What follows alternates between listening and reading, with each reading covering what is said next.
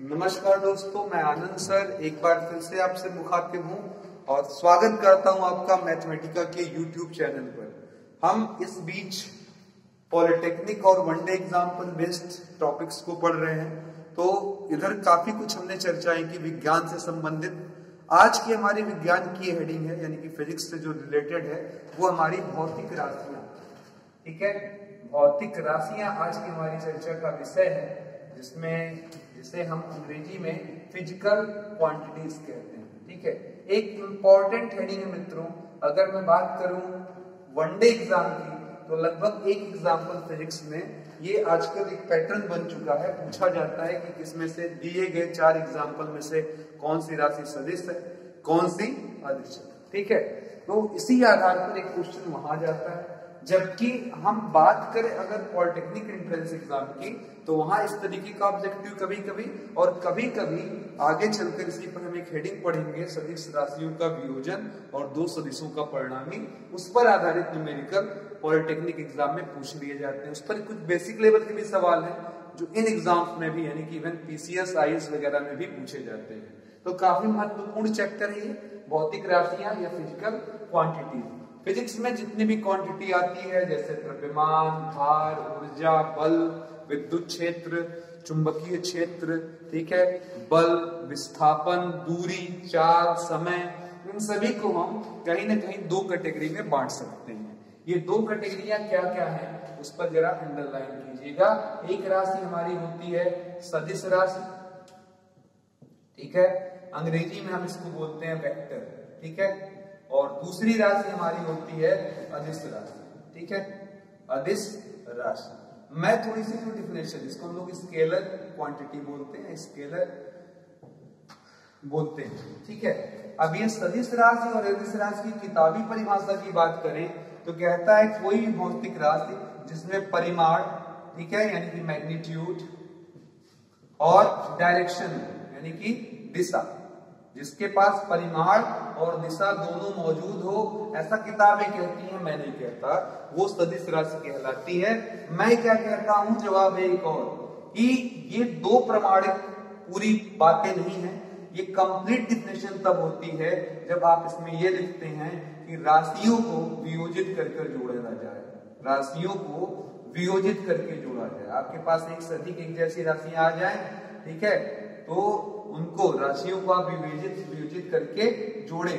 ये फैसिलिटी अगर आप ले रहे हैं जोड़ने के लिए 2 या 2 से अधिक एक जैसी राशियों को, तो सदिश राशि होगी। ये तीसरा नियम कब काम करेगा मित्रों, क्योंकि आप कहेंगे सर बुक्स में तो ये नहीं लिखा है, तो मैं कहूंगा जहां डाउट आता है, जहां पर संदेह उत्पन्न होगा ये राशि अदिश है या सदिश, तो वहां पर अगर डाउट की स्थिति आती है तो हम ये तीसरे नियम की तरफ आएंगे। इसी तरीके से मैं यहाँ भी बताऊंगा आपको, किताबें लिखती हैं अदिश राशियों में परिमाण होता है, ठीक है, बिल्कुल सही है, मैग्नीट्यूड होता है। ये दोनों बातें, ये परिमाण की बातें दोनों ही राशियों में कॉमन है। पर बहुत सारे लोग ये पढ़ लेते हैं कि दिशा नहीं होती, बिल्कुल गलत बात है, दिशा नहीं होती, ऐसा भी हो सकता है, अथवा मैं थोड़ा इंपॉर्टेंट बात लिख रहा हूं, दिशा का ज्ञान ना हो। अब दिशा ना होने का मतलब होता है कि उसमें डायरेक्शन है ही नहीं। जैसे मैं एग्जांपल ले लूं द्रव्यमान, अगर मैं बोलूं 1 किलोग्राम, जैसे यानी कि मैंने बोला वेट, मैंने बोला 1 किलो आलू, मैंने बोला 1 मीटर कपड़ा, ठीक है, तो यहां पर आप ध्यान दीजिए, आलू में डायरेक्शन बताने की जरूरत नहीं कि 1 किलो आलू पूरब से, 1 किलो आलू उत्तर से, या 1 मीटर कपड़ा भैया बीच से फाड़ दो, किनारे से फाड़ दो, वहां डायरेक्शन का कोई मतलब नहीं है। ठीक है, इनमें कहीं डायरेक्शन का कहीं यूज नहीं आता। तो ये सारी चीजें हमारी क्या जाती हैं, अदिश राशि। इनके पास देखिए परिमाण है पर दिशा है ही नहीं। लेकिन कुछ ऐसी भी राशियां हैं जिनमें परिमाण भी है पर आप दिशा नहीं बता पाएंगे। जैसे मैंने बोला 1 एम्पियर धारा यानी कि करंट अगर कहीं बह रही है तो कहेंगे सर जी 1 एम्पियर उसका परिमाण है, बिल्कुल अच्छी बात है, पर धारा के पास दिशा नहीं होती, ये कहना गलत होगा, ये बात कहना गलत है। उसकी दिशा कैसे निर्धारित होती है, तो आपने पढ़ा होगा छोटे क्लास में, अगर इलेक्ट्रॉन इधर बह रहा है तो धारा किधर बहेगी, यानी कि करंट इधर बहेगी, आई किधर बहेगा, तो जवाब है उसकी विपरीत दिशा में। यानी कि दिशा तो पता है सर, पर ये बता पाना मुश्किल है, ये इलेक्ट्रॉन तय करेगा। अगर इलेक्ट्रॉन ने अपनी दिशा बदल दी, इलेक्ट्रॉन इधर बहने लगा तो हमारी धारा उधर बहने लगेगी। सही है, बात समझ में आ गई होगी। अब यहाँ पर अगर डाउट होता है तो यहाँ कौन से नियम का प्रयोग करते हैं वो जरा अंडरलाइन कर लीजिएगा। यहाँ पर एक तीसरा नियम है कि यहाँ पर की राशियां अगर होगी, वो अदिश राशि होगी, तो साधारण गणितीय जोड़ घटाना जुड़ेगा। साधारण प्लस और माइनस का प्रयोग होगा, मतलब एक ही दिशा में अगर चीजें होंगी तो आपस में जुड़ेंगी और विपरीत में होंगी तो घटेंगी, ऐसा भी कह सकते हैं। और प्लस माइनस का मतलब ये भी है कि अगर लिया तो माइनस, दिया तो प्लस, ऐसा कुछ भी हो सकता है। ठीक है, तो इस प्लस माइनस के कॉन्सेप्ट से अगर काम होता है तो अदिश राशियां, पहले कुछ सदिश राशियां रट लें, कुछ अदिश रट लें जो कॉमनली हमारे एग्जाम में आती है। हमारे सदिश राशियों की श्रेणी की बात किया जाए तो क्या क्या आता है इसमें, तो पहला है विस्थापन यानी कि डिस्प्लेसमेंट। क्या आता है, डिस्प्लेसमेंट। देखिए मैं दोनों मोड बताता हूं ताकि आप यूपी बोर्ड हो, सीबीएसई बोर्ड हो या आईसीएसई बोर्ड हो, ये झाम ना रहे, हमें दोनों मोड वैसे भी पता होना चाहिए।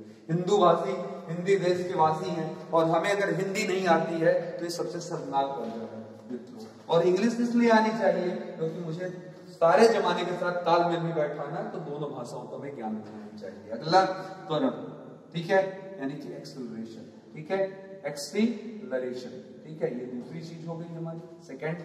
ठीक है, और एग्जांपल बल, ठीक है, ये भी हमारा फोर्स क्या हो गया, सदिश राशि। चुंबकीय क्षेत्र, वेरी वेरी इंपॉर्टेंट एग्जांपल, यानी कि मैग्नेटिक फील्ड, ठीक है, मैग्नेटिक फील्ड। ये किधर से किधर चलता है मित्रों, आप सभी जानते हैं, नॉर्थ से किधर जाता है, साउथ की तरफ। इसी प्रकार आप इसी जैसा एक और एग्जांपल रख सकते हैं, वो है विद्युत क्षेत्र यानी कि इलेक्ट्रिक फील्ड। क्या रख सकते हैं यहाँ पर, इलेक्ट्रिक फील्ड। इलेक्ट्रिक फील्ड भी हमारा एक अच्छा एग्जांपल हो सकता है। कैसे चलता है बाबू, प्लस चार्ज Q से माइनस चार्ज की तरफ, ठीक है, प्लस से किधर, माइनस की तरफ, ये इलेक्ट्रिक फील्ड हमारा चलता है। ठीक है, और भी एग्जांपल यहाँ पर है आघूर्ण। आघूर्ण दो प्रकार का, यानी कि टॉर्क दो प्रकार का होता है, सभी ने पढ़ा होगा, या तो आप इधर क्लॉकवाइज या तो आप एंटी क्लॉकवाइज, दो तरीके से घूमते हैं। ठीक है, तो ये कुछ अच्छे एग्जांपल हो गए। उधर चलते हैं, विस्थापन उधर था, इस तरफ दूरी मिलेगा, उधर आपका हमने चार को, उधर हमने वेग नहीं शायद लिखा है, वेग भी बढ़ा दिया जाए, यानी कि वेलोसिटी। ठीक है, ये वेलोसिटी हो गई आपकी इधर, तो उधर हमारा वेग के करस्पॉन्डिंग क्या मिलता है, चाल। ठीक है, दूरी हो गया यानी कि डिस्टेंस, ठीक है, डिस्टेंस। चाल का मतलब हमारा हो जाएगा स्पीड। ठीक है, और भी एग्जांपल में हमारा धारा।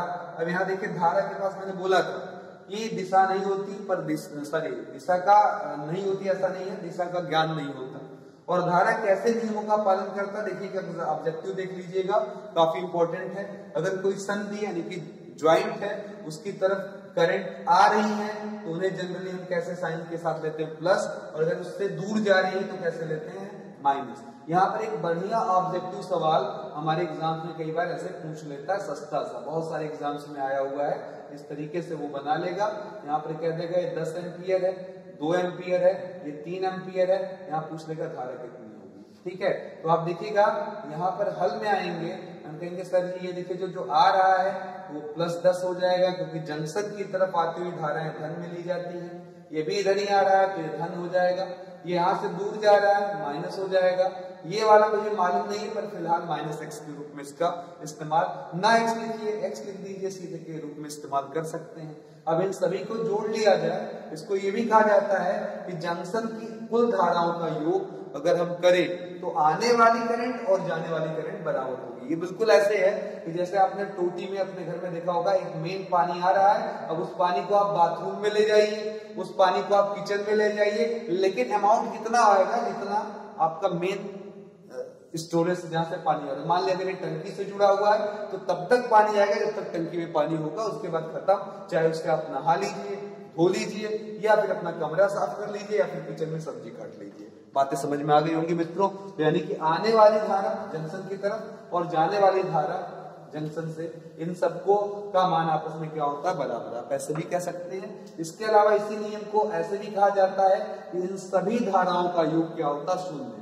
आना प्लस जाना, ठीक है, ये दोनों को अगर मिला दिया जाए तो सीधे आंसर क्या होता है, 0 होता है। ठीक है, इस नियम को हम किरचॉफ नियम भी बोलते हैं, आगे चलकर आप पढ़ेंगे फिर इसको धारा नामक चैप्टर में। फिलहाल ये ऑब्जेक्टिव छोटा सा बहुत कॉमन है, इसलिए मैंने इसको बताया। तो देखिएगा, अभी आपको दिमाग नहीं लगाना। 10 एम्पियर प्लस के साथ, 2 एम्पियर प्लस के साथ, ये 3 एम्पियर दूर जा रहा है तो माइनस के साथ, और आगे एक्स की बात कर ले, यहाँ ना प्लस ना माइनस, क्योंकि एक्स के साथ ना तो प्लस लगाना ना माइनस, जो आना होगा अपने आप आ जाएगा, क्योंकि मैंने इसको अंक का नाम नहीं दिया।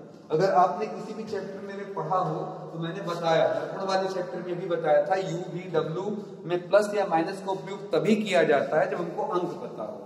अगर आप u या v या x या y का इस्तेमाल कर रहे हैं तो वहां प्लस या माइनस लिखना उचित कार्य नहीं है। बराबर मैंने लिख दिया 0, तो 10 और 2 12, 12 में से 3 गया 9, 9 इधर आ जाएगा, आंसर हो गया -9 एम्पियर। और माइनस इसको आना था क्योंकि ये धारा माइनस क्या बता रही है, ये धारा जंक्शन से क्या करेगी, टूट जाएगी। तो अच्छा एग्जाम्पल है धारा।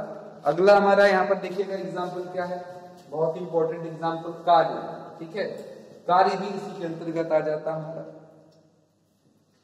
कार्य यहाँ पर आ जाता है। कार्य को अभी हम यहाँ पर रख लेते हैं, क्यों, कार्य पॉजिटिव और निगेटिव होता है। ठीक है, प्लस और माइनस में जो चीजें बात करती हैं वो सब हमारी कैसी राशियां हैं, अदिश राशि। तो कार्य भी इसी के अंतर्गत आता है। छोटे मोटे एग्जाम्पल ले लें तो द्रव्यमान आ जाएगा, लंबाई आ जाएगी, आपका घनत्व आ जाएगा यानी कि डेंसिटी। ठीक है, क्या कहते हैं इसको, डेंसिटी। इसी प्रकार आपका आयतन आ जाएगा यानी कि वॉल्यूम। ये सब किसके एग्जाम्पल है, हमारे अदिश राशियों के एग्जाम्पल है। तो उम्मीद करते हैं ये बात, पहला पोर्शन जो है वो आपको अच्छे से समझ में आ गया होगा। ठीक है, अब देखिए यहाँ पर एक इंपॉर्टेंट बात लिखिए मित्रों, जहाँ पर बहुत बढ़िया ऑब्जेक्टिव तैयार होता है। मैंने बोला यहाँ पर, इधर देखिए मित्रों, अगर आपके पास कोई भी राशि है, ठीक है, सदिश है और एक से अधिक है, तो उसके जोड़ने का तरीका होता है कि सदिश को वियोजित करते हैं, मतलब टुकड़ों में तोड़ते हैं। ठीक है, अब आइए जरा बात करें हम, इधर देखिएगा जरा, अगर मेरे पास कोई सदिश राशि है, इधर देखिएगा वापस, जिसका मैंने नाम दे दिया, मान लीजिए f से दर्शा दिया उसे, और उसने इस x अक्ष के साथ थीटा डिग्री का कोण बनाया। ठीक है, तो इसके दो घटक कहेंगे सर जी, दो घटक यानी कि दो कंपोनेंट। वियोजित का मतलब होता है कंपोनेंट अंग्रेजी में, यानी कि उसे हम दो पार्ट में क्या कर सकते हैं, तोड़ सकते हैं। ठीक है, तो अगर कोई बल थीटा डिग्री का कोण बनाए, थोड़ा प्रैक्टिकल डायग्राम देखना चाहें, जैसे कोई डब्बा आपने जमीन में रख दिया है, कोई भार रख दिया, उससे रस्सी बांध लिया और रस्सी को पकड़ कर क्या कर रहे हैं, ऐसे खींच रहे हैं हाथों से ताकि हम डब्बे को आगे ले जाएं। तो इस तरह बल आपका इस रस्सी पर लगा है और ये बल क्या कर रहा है, आपका इस एक्स अक्ष से या तल से, जमीन से कितने डिग्री का कोण बना रहा है, थीटा।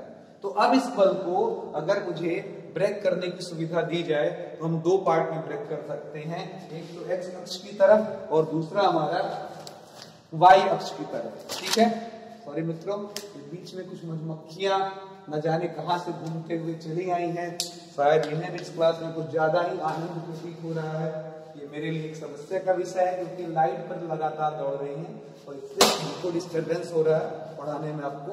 ठीक है, इसके लिए मैं सॉरी चाहूंगा, 1 मिनट हमें इसमें मेहनत करनी पड़ेगी। चलिए आइए लगाया जाए, आगे बढ़ते हैं। ठीक है, ये एक परेशानी का सबब है 2 मिनट का, मुझे लगता है कि बार बार ऐसे आती रहेंगी और ठीक है। चलिए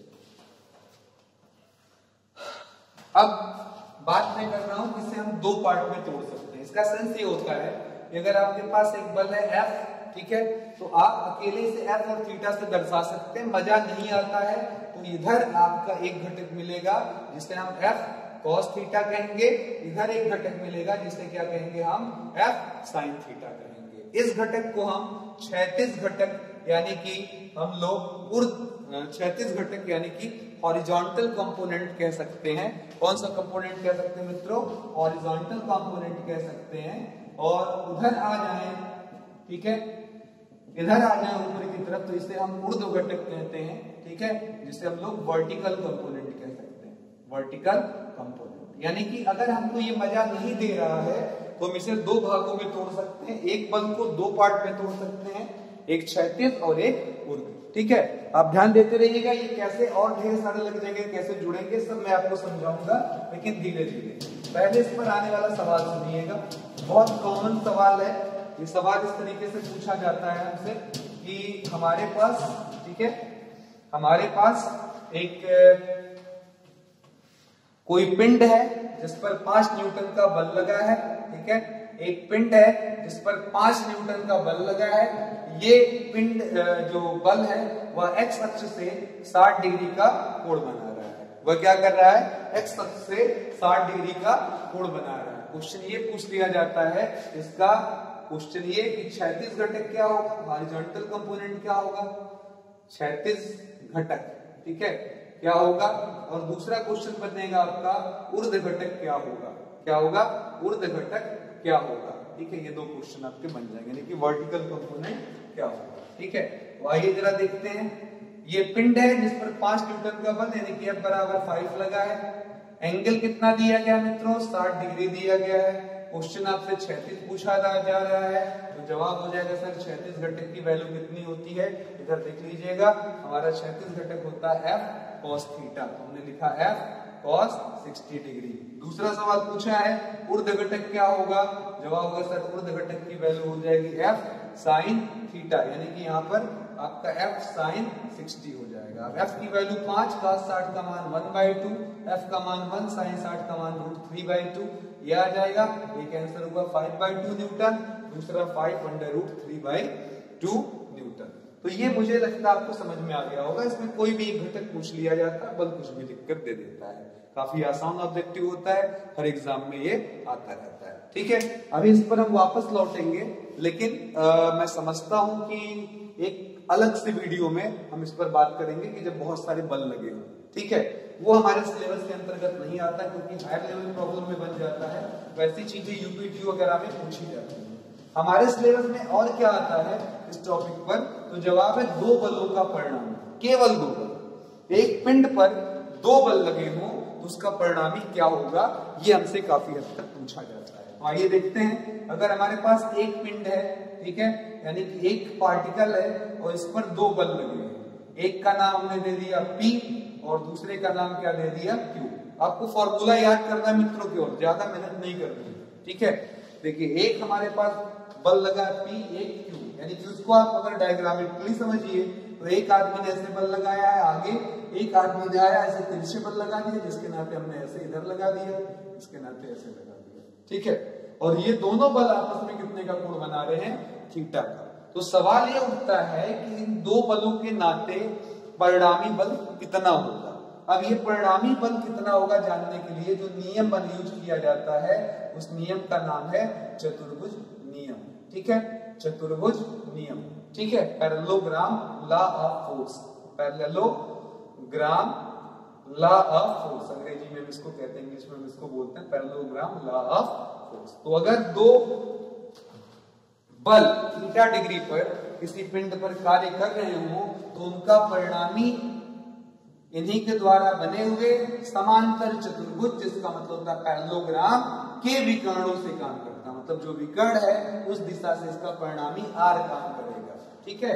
अब इस r का मान कितना होगा, तो जवाब सर r का मान होगा √p² + q² + 2pq cos theta. तुरंत एक क्वेश्चन समझे मित्रों पहले, फिर मैं इस पर अभी आता हूं, फिर से सुनिएगा। pq 2 बल, उनके बीच का कोण थीटा, तो परिणामी √p² + q² + 2pq cos theta. मैंने क्वेश्चन लिखा 5 न्यूटन तथा 6 न्यूटन के बल, ठीक है, 6 न्यूटन के बल एक साहित्य पर या एक पिंड पर, ठीक है, यानी कि एक ऑब्जेक्ट पर, ठीक है, 60 डिग्री पर कार्यरत है, 60 डिग्री पर कार्यरत है, ठीक है, कार्यरत है। उनका परिणामी बल क्या होगा, उनका परिणामी बल क्या होगा, परिणामी बल यानी कि रिजल्टेंट इज क्या होगा, उनका रिजल्टेंट कितना आपका आएगा, परिणामी बल क्या होगा। तो देखिएगा सवाल पढ़ते हैं। पहला बल 5 न्यूटन, ठीक है, दूसरा बल कितना न्यूटन, 6 न्यूटन, ठीक है, क्यू कितना 6 न्यूटन, परिणामी मालूम नहीं, पिंडों के बीच में कोण कितना डिग्री बन रहा है आपका 60 डिग्री। आपसे r पूछा जा रहा है, फॉर्मूला लगा दीजिए। क्या लगाना मित्रों, फॉर्मूला याद हुआ, ये बिल्कुल फॉर्मूला है, कैसे a + b का whole square, a² + b² + 2ab, क्या एक्स्ट्रा बढ़ गया है cos थीटा। तो बोलिए जरा, a² मतलब 5 का स्क्वायर, b² मतलब 6 स्क्वायर, 2ab का मतलब 2 × 5 × 6, क्या एक्स्ट्रा बढ़ गया cos थीटा यानी कि cos 60, ठीक है। तो 5 का स्क्वायर 25, 6 का स्क्वायर 36, 2 पंजे 10 या 2 लिखा रहे रहने दें, 6 पंजे 30, cos 60 की वैल्यू 1/2 कट गया, सबको जोड़ दीजिए, कितना आ जाएगा 6 5 11, 3 3 6 2 8, 8 1 9, √91 न्यूटन। ठीक है, और भी ऐसे सवाल तमाम बन सकते हैं। ठीक है, ऑब्जेक्टिव सी पर देखिएगा, तुरंत मैं एक और बना दूंगा आपके लिए। यहाँ पर क्वेश्चन इस तरीके से हो जाएगा, दो बलों का परिणाम, यहाँ पर ध्यान दीजिएगा क्या दिया है, दो बलों का परिणामी, ठीक है 13 न्यूटन है।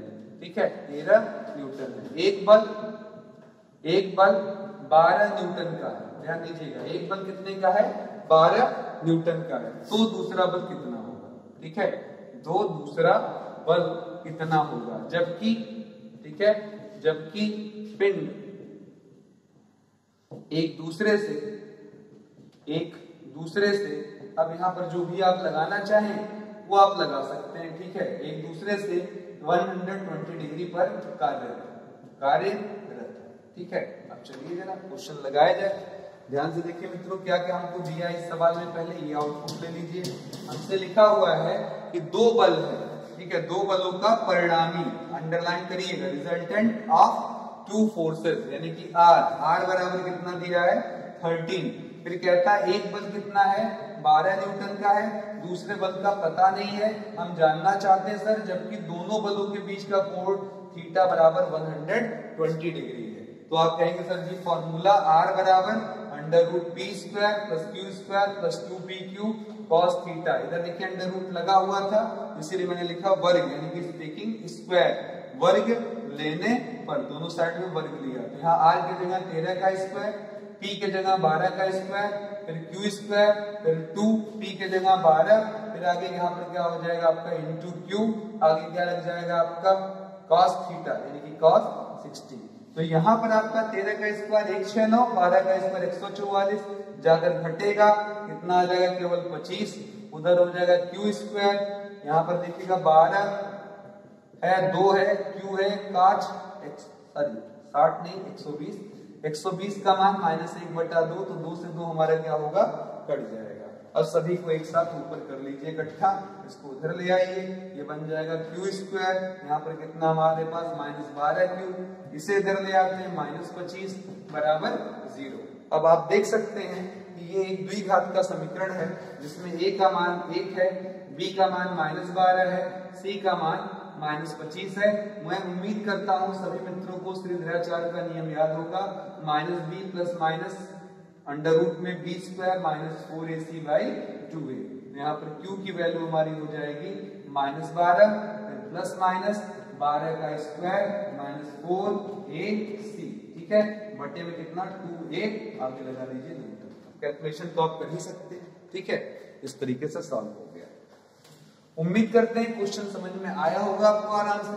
अब यहाँ पर देखिए ऑब्जेक्टिव सुपर ऑब्जेक्टिव में बोलूंगा, क्यों, क्योंकि ये क्वेश्चन लगभग हर एग्जाम में भी, बात करूं पॉलिटेक्निक की तो पिछले साल ही आया था, यूपीपी एग्जाम में भी पूछा गया। ठीक है, और आईएएस पीसीएस का तो ये सबसे पॉपुलर चर्चित चीज है। इस बल का मैक्सिमम और मिनिमम क्या होगा, तो ये जानने के लिए मुझे काच पर आने पड़ेगा। काच का मैक्सिमम मान क्या होता है मित्रों +1, और मिनिमम क्या होता है -1। अब इसके लिए आपको पता होना चाहिए cos 0 डिग्री की वैल्यू क्या होती है +1, और cos 180 डिग्री की वैल्यू क्या होगी -1। जब हम 0 डिग्री बोलते हैं तो इसका मतलब हो जाता है कि दोनों बल P और Q एक ही दिशा में, एक दिशा में है P और Q, तभी एंगल क्या बोला जाएगा 0 डिग्री।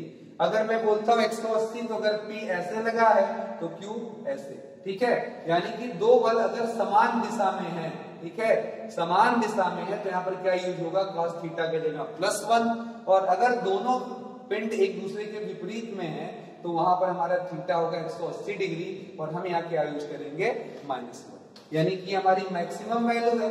ठीक है, और ये हमारी क्या है थीटा की मिनिमम। इस आधार पर हम अगर r मैक्स आपसे पूछे तो आप देख सकते हैं कि ये ढक लें, अगर हम यहाँ 1 रख दें और यहाँ ढक लें तो बोलेंगे सर ये हो गया a² + b² + 2ab, जो कि अंडर रूट में आ जाएगा p + q का होल स्क्वायर। और अगर r मिनिमम आपसे पूछ लें तो जवाब हो जाएगा सर जी ये ढक लीजिए, नीचे वाला आएगा माइनस, यहाँ लग जाएगा। तो कब मिलेगा, जब 180 का दोनों के बीच में जोड़ हो, ये बन जाएगा p square plus q square minus 2pq, जो कि बन जाएगा p माइनस q का whole square. It implies r max बराबर p प्लस q, और फिर कहेंगे सर जी r मिनिमम बराबर p माइनस q, ये हो जाएगा। ठीक है, तो मैक्सिमम r की value p plus q, minimum r की वैल्यू p माइनस q कब मिलेगा? जब बल एक दिशा में, जब बल एक दिशा में, ठीक है, समान दिशा में, या हम कह सकते हैं जब थीटा बराबर क्या हो 0 डिग्री। दूसरी तरफ ये कब? जब बल विपरीत दिशा में, किस दिशा में हो? विपरीत दिशा में हो, यानी कि हम कह सकते हैं जब थीटा बराबर कितना हो 180 डिग्री। तो आई होप ये कॉन्सेप्ट आपके अगर समझ में आ गया हो तो मजा आने वाला है सवाल लगाने में। एक बार मैं और बोलूंगा, अगर मुझे ऐसे किसी ने बोला कि दो बलों का परिणामी, ध्यान देते रहिएगा मित्रों, बहुत मजा आने वाला है इस क्वेश्चन में। हमसे किसी ने कहा दो बलों का परिणामी, अंडरलाइन करिएगा, दो बलों का P तथा Q का मैक्सिमम परिणामी, यानी कि सबसे बड़ा रिजल्टेंट, तो क्या कहेंगे सर? P प्लस Q, जबकि बल क्या होंगे? एक ही दिशा में, यानी कि थीटा बराबर 0। और मिनिमम मान कोई बोलेगा तो क्या कहेंगे सर? P माइनस Q, जब ये बल कैसे लगे होंगे? एक दूसरे से विपरीत दिशा में। ठीक है, यानी कि थीटा बराबर कितना होगा? 180 डिग्री। तो आई होप इसके लिए आप तैयार हैं। आइए इसके सवाल लगाएंगे। ठीक है, बहुत कॉमन ऑब्जेक्टिव आता है तो बड़े आराम से लगा सकते हैं। देखिए पहला सवाल मैंने लिखा दो बलों का अनुपात, ठीक है, अनुपात 3:5, तो उनके महत्तम, ठीक है, तथा न्यूनतम बल का अनुपात क्या होगा? रेशियो क्या होगा? क्वेश्चन देखिए क्या है, the ratio between two forces are 3:5, दो बलों के बीच का अनुपात 3:5 है। ठीक है, फिर कहता है उनका महत्तम तथा न्यूनतम परिणामी, अंडरलाइन करिएगा, R max and R minimum का अनुपात क्या होगा? तो हल में आइए, सबसे पहले कहिए सर P अनुपात Q आपने दे रखा है 3:5, अच्छी बात है। P के जगह कितना यूज करेंगे? तो जवाब अनुपात जब भी हटाते हैं एक कांस्टेंट लगाते हैं, तो मैंने लगा लिया x, यहाँ पर 5 के आगे क्या लगा लिया? 5x। क्वेश्चन हमसे पूछता महत्तम, महत्तम को क्या लिखेंगे हम लोग? r max. फिर हमसे कहता न्यूनतम, नीचे क्या लिखेंगे? r minimum. बराबर क्या होगा? बोलिए जरा, मैक्सिमम की value P plus Q, minimum की वैल्यू P माइनस Q। अभी आपने पढ़ा मित्रों, कोई ऐसी चीज नहीं है कि आपके लिए प्रॉब्लम है। यहाँ पर एक बात और ध्यान दीजिएगा, नाम पर मत जाइएगा, ये मॉड हम लेते हैं, मतलब ये माइनस प्लस का ध्यान नहीं है, हम हमेशा चीजें पॉजिटिव लेते हैं। तो चलिए जरा, P के जगह क्या आ जाएगा हमारा? 3x प्लस 5x, यहाँ पर आ गया P minus Q, 3x minus 5x। देखिए हम बार बार कह रहे हैं बलों का परिणामी रिजल्टेंट हम प्लस या माइनस को डायरेक्शन बताता है, तो इसलिए यहाँ पर मत बजिएगा कि सर रेशियो आप माइनस में देने लगे। 5 3 क्या हो जाएगा? 8x, यहाँ घटाने पर माइनस 2x, पर मैं फिर बोला माइनस यहाँ डायरेक्शन के यूज में आता है, इसलिए उसका कोई रोल नहीं, काटा 2 चौका 8, आंसर है 4:1। इसी सवाल का देखिएगा इंटरेस्टिंग क्वेश्चन, मैंने फिर इसको उलट कर सवाल दिया। मैंने बोला महत्तम तथा न्यूनतम दो बलों का, फिर से देखिएगा, दो बलों का महत्तम तथा न्यूनतम परिणामी, ठीक है, न्यूनतम परिणामी क्रमशः, महत्तम तथा न्यूनतम परिणामी क्रमशः 18 तथा 10 न्यूटन। ठीक है, तो बल क्या है? बल क्या है का मतलब फोर्स क्या है, इसका मतलब हुआ P क्या है और Q क्या है, वो दोनों घटक बल P और Q कितने हैं, जबकि आपको R मैक्स और R मिनिमम का मान मालूम है। तो चलिए जरा फॉर्मूले पर वापस चलते हैं, क्या यूज करेंगे, यहाँ पर क्या दिया है और क्या यूज कर लेंगे। वापस आइए यहाँ पर, ठीक है, इधर देखिए हम क्या लिखेंगे, R मैक्स की वैल्यू कितनी होती है? जवाब होगा sir P plus Q। R minimum की वैल्यू क्या होती है? जवाब होगा सर P माइनस Q। तो यहाँ देखिए जरा, मैक्स की वैल्यू दिया हुआ आपको कितना? 18, हमने 18 लगा दिया। मिनिमम की वैल्यू कितना दिया? 10। Equation number 1, equation number 2। सवाल सिर्फ पूछा है P और Q का मान क्या होगा। कभी कभी ऐसा भी कर देता है, कह देता है P और Q का अनुपात क्या होगा। ठीक है, तो चलिए जरा वापस यहाँ पर आइए, ये Q और Q जोड़ देने पर कटेगा, तो 2P बराबर 10 और 18 मिलकर 28, 2 से काटेंगे 14 न्यूटन। फिर 1 से P के जगह हमने 14 रख दिया, Q हो गया बराबर 18, इसे उस तरफ भेज दीजिए। Q बराबर 18 में से 14 गया, कितना आ जाएगा 4 न्यूटन। तो हमारे P की वैल्यू कितने के बराबर है 14 न्यूटन के, Q की वैल्यू कितने के बराबर है 4 न्यूटन के। क्लियर हो गया। तो उत्तर है P बराबर 14 न्यूटन और Q बराबर कितना 4 न्यूटन। कभी कभी अगर सवाल में इनका अनुपात पूछ ले तो 14:4 लगाइए, 2 सत्ते 14, 2 दूना 4। उम्मीद करते हैं ये सवाल आपको अच्छा लगा हो, समझ में भी आ गया हो। तो इस उम्मीद के साथ मैं आनंद सर आपसे लेता हूं इजाजत। मेरे तरफ से शुभ रात्रि है, क्योंकि रात में ये बज गया है, फिर से कल की तरह रात का 11 बज चुका है। तो इसी के साथ मैं आपसे इजाजत भी लेना चाहूंगा और ये टॉपिक भी हमारी अपने लेवल के हिसाब से खत्म होती है। तो इसी पर हम विराम भी लगाएंगे और मुलाकात जल्दी ही आपसे करेंगे अगले वीडियो के साथ। तो अपने कमेंट, लाइक, शेयर बनाए रखिए और मोहब्बत पूर्ण रूप से निभाते रहिए। मैं वीडियो के साथ और आप मेरे लगाव के साथ कैसे शेयर कर वीडियोस को और सारे दोस्तों को जोड़कर, अगर पॉसिबल हो, आपको भी मजा आ रहा हो और आपका मन कहता हो कि और भी मजेदार दोस्तों को ये पता होना चाहिए। ठीक है, धन्यवाद, गुड नाइट।